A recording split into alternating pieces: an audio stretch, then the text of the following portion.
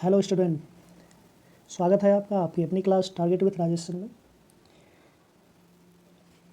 विभिन्न प्रकार की प्रतियोगी परीक्षाओं से संबंधित साइंस के प्रश्नों को लेकर के एक बार पुनः आपकी क्लास शुरू हो रही है। चलिए बिना देर किए सेशन की शुरुआत करते हैं।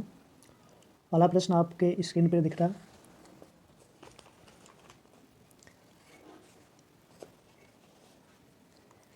टीका का आविष्कार किसने किया था?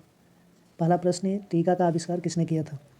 Edward Jenner, James Simpson, Christiaan Barnard, Alexander Fleming. तो देखें, टीका का आविष्कार सबसे पहले 1796 ईस्वी में चेचक के टीके के लिए हुआ था। 1796 ईस्वी में चेचक के टीके के लिए हुआ था, जिसका आविष्कार करने वाले एडवर्ड जेनर हैं। वैक्सीनेशन, टीका यानी वैक्सीनेशन का जो आविष्कार करने वाले वैज्ञानिक हैं एडवर्ड जेनर हैं, जो 1796 ईस्वी में चेचक के टीके के लिए किए थे। Right answer Edward Jenner. चलिए नेक्स्ट प्रश्न देखते हैं। स्फटिक निम्नलिखित में से किसका क्रिस्टलीय रूप है?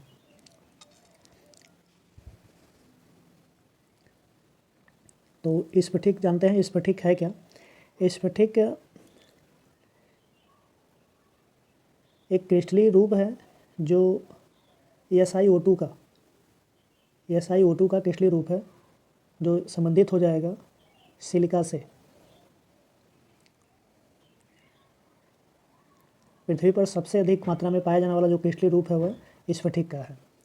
सर्वाधिक मात्रा में पृथ्वी पर जो क्रिस्टल पाया जाता है वह स्फटिक ही है। राइट आंसर सिलिका का।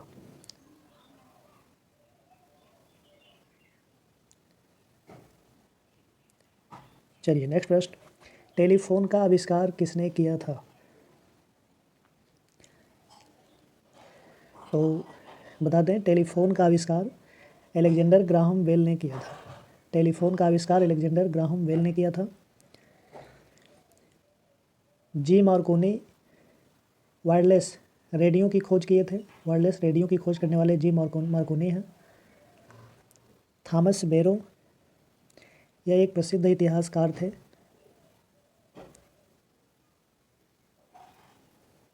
और JL बेयर्ड, इन्होंने टेलीविज़न की खोज की थी।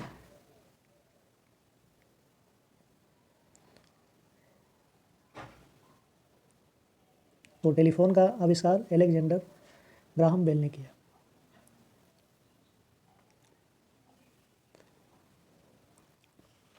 अगला प्रश्न, पेनिसिलिन का आविष्कार किसने किया था? तो बता दें, जो पेनिसिलिन का आविष्कार करने वाले वैज्ञानिक हैं ये अलेक्जेंडर फ्लेमिंग है। अलेक्जेंडर फ्लेमिंग ने पेनिसिलिन का आविष्कार किया था। Right answer Alexander Fleming.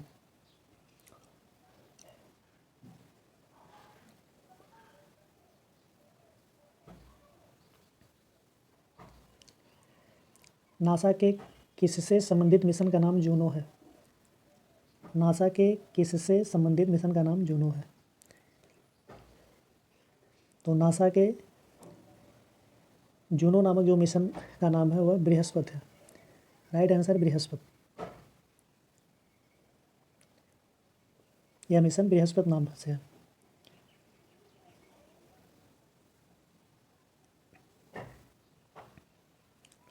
चलिए नेक्स्ट प्रश्न देखिए, अंतरिक्ष एवं संबंधित विज्ञानों में अनुसंधान के लिए प्रमुख राष्ट्रीय केंद्र, जिसे भौतिक अनुसंधान प्रयोगशाला कहते हैं, कहाँ स्थित है? तो बच्चों राइट आंसर इसका अहमदाबाद है। अहमदाबाद में स्थित है। अंतरिक्ष और विज्ञान से संबंधित जो प्रमुख अनुसंधान केंद्र है वह अहमदाबाद में है। Right answer Ahmedabad.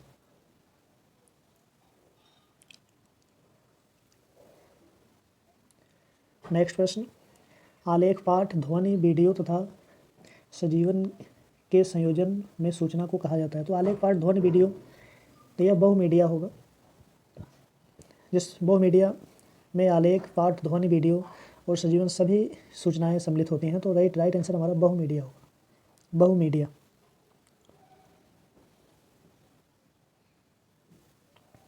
चलिए 8वें नंबर प्रश्न को देखते हैं। 2003 में छोड़े गए भारत के मौसम अनुसंधान उपग्रह मैटसेट को नाम दिया गया। तो 2003 में छोड़े गए जो भारत के मौसम अनुसंधान मैटसेट था उसको कल्पना 1 कहा गया था। तो राइट आंसर इसका कल्पना 1 है। 2003 में छोड़े गए मौसम अनुसंधान उपग्रह का नाम कल्पना 1 था।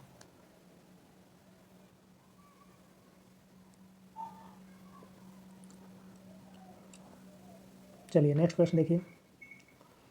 उड़ान अभिलेखी का तकनीकी नाम है।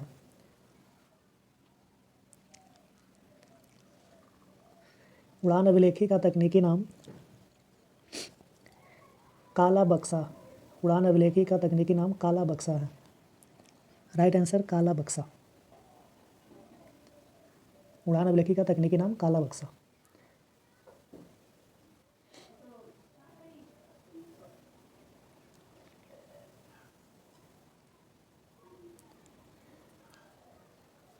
चलिए ये भी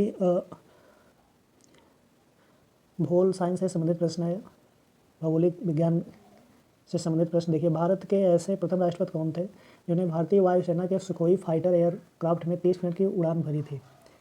तो यह अपने देश से खुद ही जो अपने देश के राष्ट्रपति के साथ साथ वैज्ञानिक भी थे, डॉक्टर APJ अब्दुल कलाम। तो right answer doctor APJ Abdul Kalam. यही एक मात्र ऐसे राष्ट्रपति थे जो भारतीय वायुसेना के सुखोई फाइटर एयरक्राफ्ट में 30 मिनट की उड़ान भरे थे।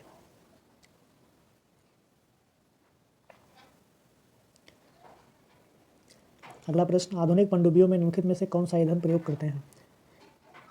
तो जो आधुनिक पनडुब्बियाँ होती हैं उनमें पेट्रोल का प्रयोग नहीं कर सकते हैं, डीजल कोयला इनका प्रयोग नहीं कर सकते।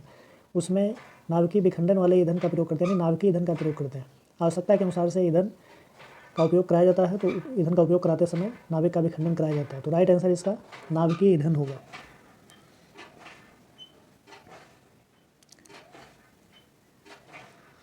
नेक्स्ट प्रश्न, भारत के चंद्र मिशन को क्या नाम दिया गया। तो इनसेट, कल्पना, विक्रम। भाई चंद्र मिशन, तो चंद्र मिशन को चंद्रयान नाम दिया गया था, चंद्रयान 1, चंद्रयान 2। तो जो चंद्र मिशन है उसको चंद्रयान 1 नाम दिया गया था। तो राइट आंसर चंद्रयान 1।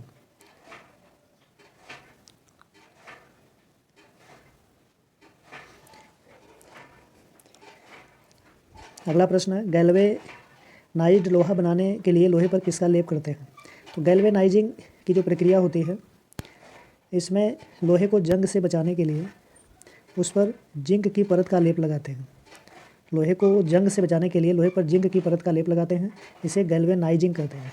तो जिससे जो लोहा प्राप्त होता है वह गैल्वेनाइज्ड लोहा होता है। तो राइट आंसर जिंक का। गैल्वेनाइजिंग प्रक्रिया में जिंक का लेप लोहे के ऊपर लगाया जाता है जिससे कि लोहे पर जंग नहीं लगता है।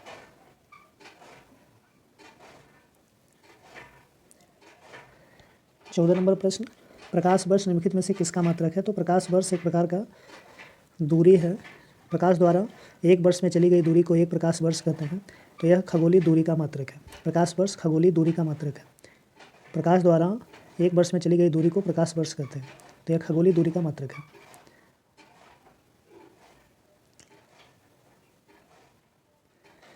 अगला प्रश्न, जब किसी वस्तु को पृथ्वी से चांद पर ले जाया जाता है तब क्या होता है। भार एवं द्रव्यमान दोनों एक समान रहते हैं।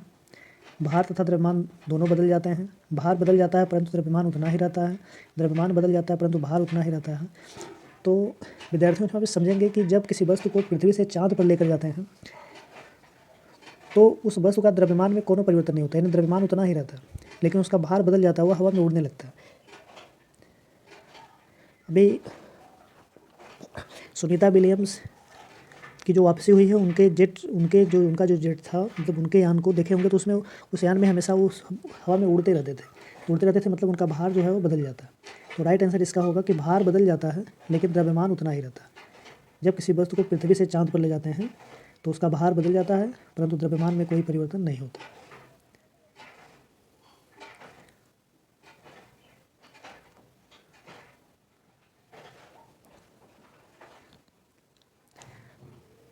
अगला प्रश्न, सेकंड के लोकक लिखा गया है या लोलक है। तो सेकंड लोलक की काल अवधि है। सेकेंड लोलक की जो काल अवधि होती है यह 2 सेकंड की होती है। सेकेंड लोलक होता क्या है, अगर किसी दीवार से भारहीन धागे से किसी धातु का भारी टुकड़ा लटका दें, उस टुकड़े को एक तरफ विस्थापित करें तो वह इधर उधर गति करता है और उसका एक चक्कर पूरा करने में जो समय लगता है वो समय 2 सेकंड का होता है और वही सेकंड लोलक है। तो सेकंड लोलक की जो काल अवधि होती है 2 सेकंड होती है। Right answer 2 second. नेक्स्ट प्रश्न, परमाणु शक्ति संयंत्र किस सिद्धांत पर कार्य करता है? परमाणु शक्ति यानी परमाणु बम। अब परमाणु बम किस सिद्धांत पर कार्य करता है, तो वह नाभिकीय विखंडन पर कार्य करता है। और जो हाइड्रोजन बम होता है वह संलयन पर कार्य करता है। तो परमाणु शक्ति यह नाभिकीय विखंडन पर कार्य करता है। राइट आंसर नाभिकीय विखंडन। अगले प्रश्न पे, प्रकाश वर्ष किसका एकक है? अभी इससे संबंधित पीछे प्रश्न था। प्रकाश वर्ष दूरी का मात्रक होता है। तो राइट आंसर दूरी।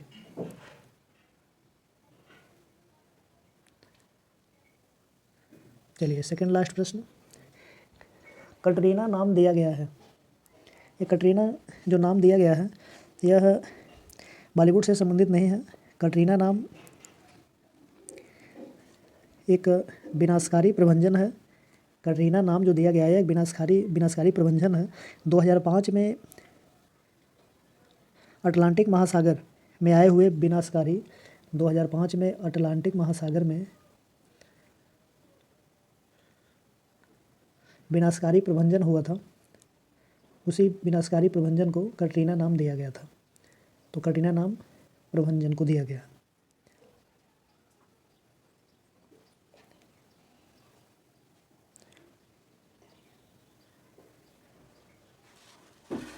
लास्ट प्रश्न होगा, किसने पहला स्वचालित वाहन बनाया था? तो सबसे पहला स्वचालित वाहन बनाने वाले वैज्ञानिक कार्ल बेंज हैं। कार्ल बेंज द्वारा सबसे पहले स्वचालित वाहन बनाया गया था। हेनरी फोर्ड यांत्रिकी से संबंधित वैज्ञानिक हैं। इनका योगदान यांत्रिकी के क्षेत्र में इनका योगदान बहुत महत्वपूर्ण रहा है। गोटलीव डेमलर, यह चार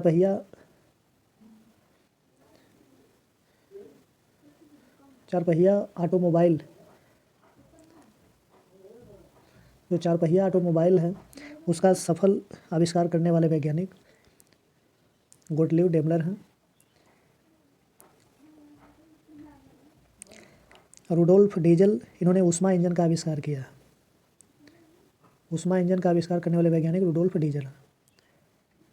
तो स्वचालित वाहन बनाने वाले वैज्ञानिक कार्ल बेंज।